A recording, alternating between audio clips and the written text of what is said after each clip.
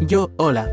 Hoy llega tu pedido, te recomiendo estar atento, porque te llaman antes de llegar. Cliente, ok, pero estoy trabajando. Yo, entiendo, igual no toma más de un minuto recibir el paquetito.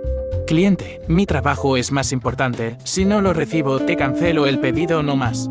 Yo, lo siento, solo puedo cancelarlo si es que tiene fallas de fabricación ya que es un pedido personalizado. Cliente, hazme una devolución. Después no habló más, el pedido se le entregó y el chico me bloqueó.